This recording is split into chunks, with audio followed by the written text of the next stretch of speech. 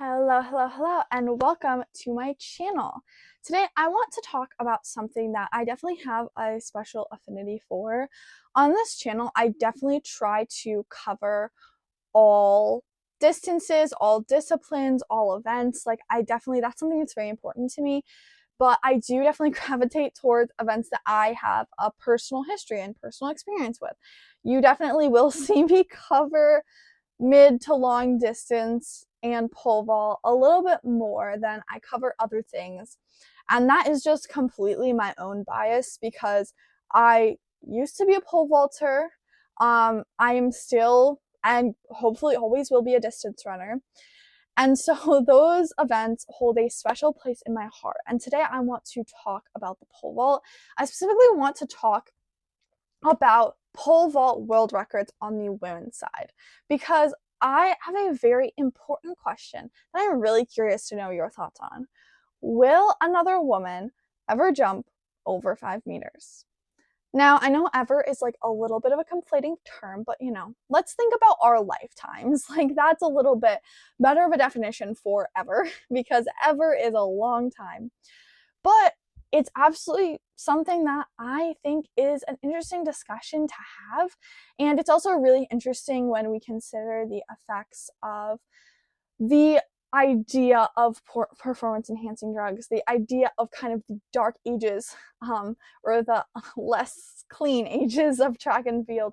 I do want to put out a disclaimer that I am not necessarily saying any of these athletes doped or did anything against the World Athletics rules.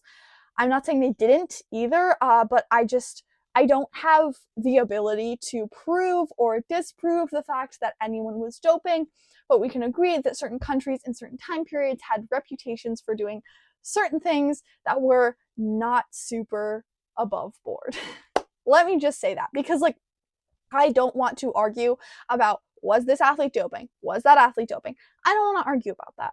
However, the truth is we saw a huge spike in the number of high jumps in the later 2000s, like 2007, 2009, and we really haven't seen people get that high since. And I think it's an interesting discussion to talk about if we're going to see women get over that 5 meter barrier once again, and will we even see a woman set the world record.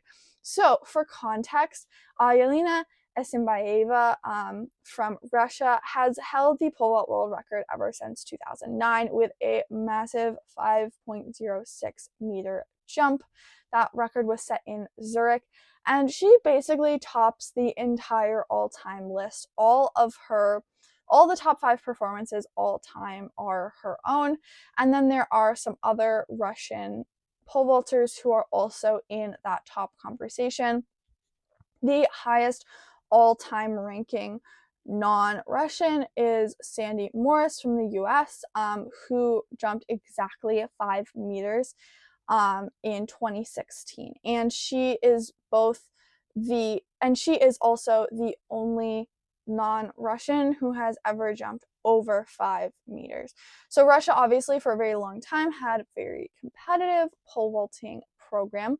And I know that obviously there are allegations of doping within the Russian Athletics Federation. That is something that just is. And it's interesting to hear a conversation about that. Like I said, I'm not really going to comment on that. The point is, no one has really gotten close to that world record, and no one outside of Russia has really gotten, other than Sandy Morris, has really gotten that close to 5 meters.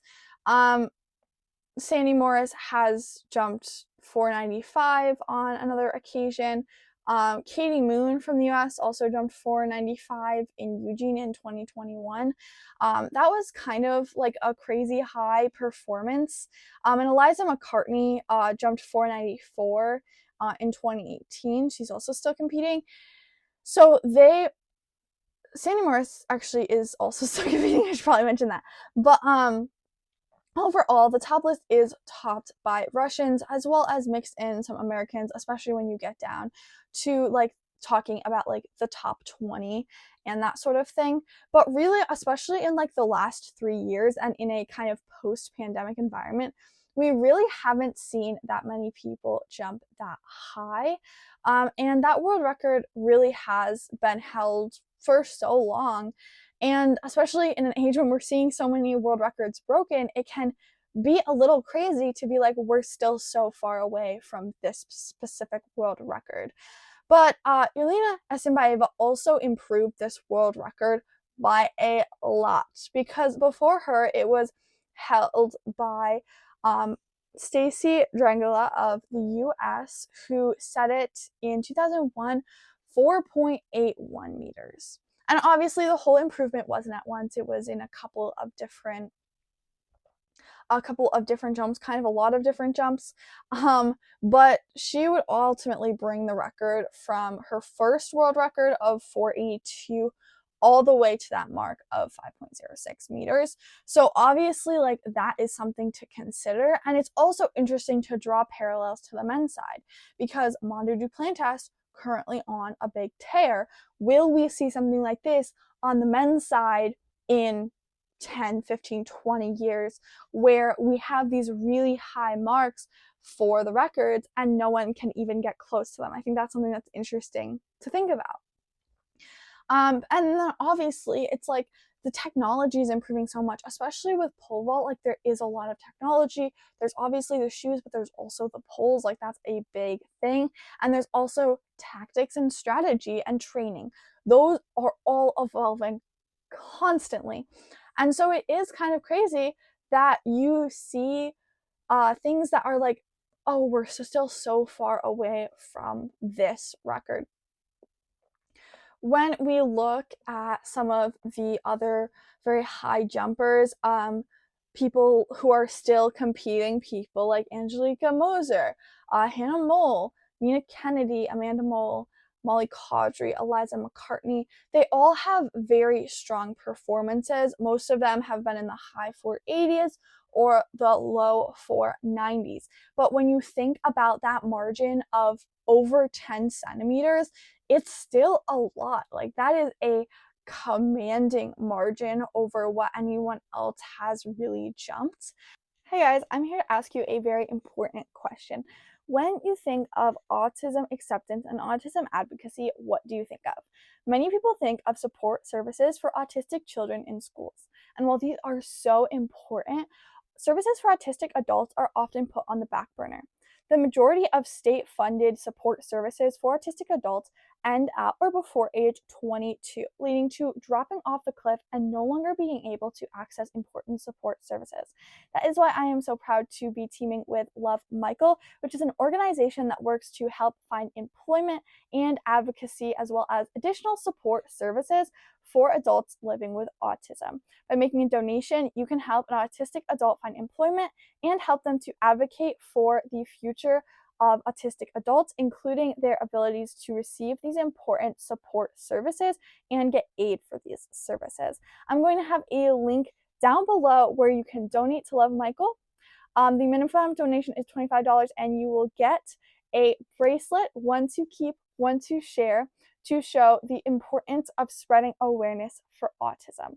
Thank you guys so much in advance, and let's get back to the video. And it's interesting to see that we have seen people attempt to break these records, not just the world record, but also the championship record. And it's interesting because a lot of them have literally taken one jump. I know Katie Moon specifically has done this on, I think, multiple occasions.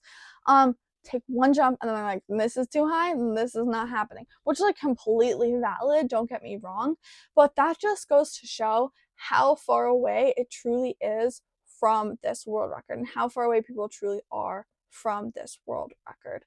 So that being said, guys, do you think that another woman in our lifetimes will jump over 5 meters? Let me know in the comment section down below. And in the meantime, guys, thank you guys so much for watching. I'll see y'all later. Bye!